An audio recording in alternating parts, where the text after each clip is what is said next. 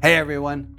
The economy and commercial real estate have been going through a bit of a bumpy ride as we contend with still elevated inflation, rising interest rates, tightening monetary policy, and other headwinds. Many people believe that the variety and strength of the headwinds means we're in a recession. And although there are definitely some challenges, the consensus belief among economists is that we are not in a recession. In fact, more economists are embracing the idea of a soft landing, or at least pushing back the timeline of a prospective recession into late 2023 or 2024. The key driver mitigating recession risk is the strength of the employment market. So far this year, the US has added nearly 1.6 million jobs, and the current unemployment rate is 3.7%. It's really hard to argue that the US is in a recession when we're adding over 300,000 jobs per month. That doesn't mean a recession won't come.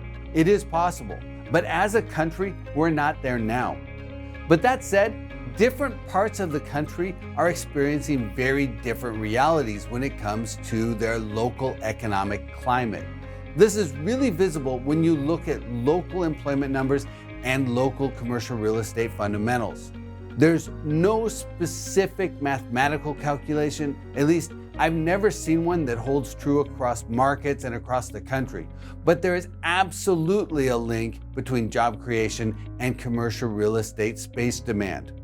So even though there are about 3.4 million more jobs in the US today than there were before the pandemic, 9 metropolitan areas still haven't fully recovered from an employment standpoint.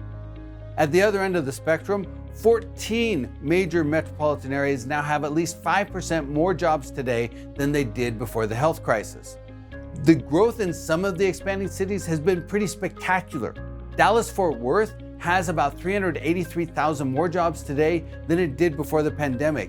That's 9.9% growth. Austin's employment base has grown by 14.3% growth from where it was before the pandemic.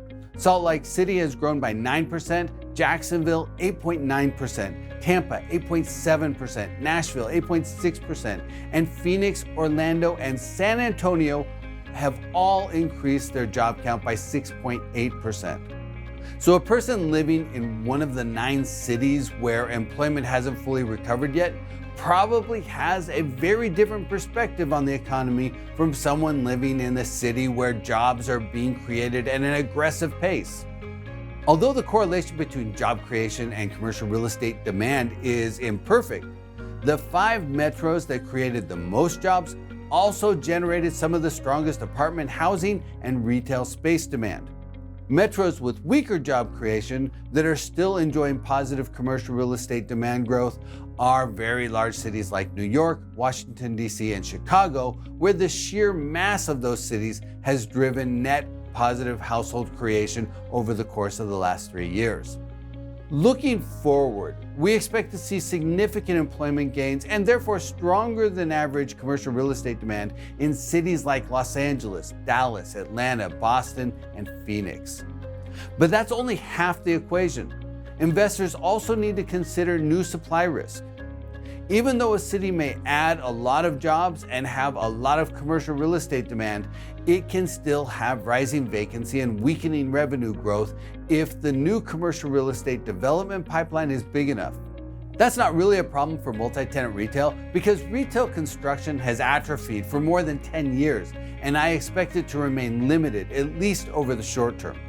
On the flip side, multifamily deliveries are expected to reach a record level this year, and that could pose a risk in several major US markets. Cities like Nashville, Austin, Charlotte, Salt Lake City, and Phoenix are all expected to deliver more than 5% inventory growth in 2023. And that wave of new development could weigh on multifamily performance despite the strength of the local employment market. So while investors tend to favor metros with a strong employment outlook, that's only part of the picture.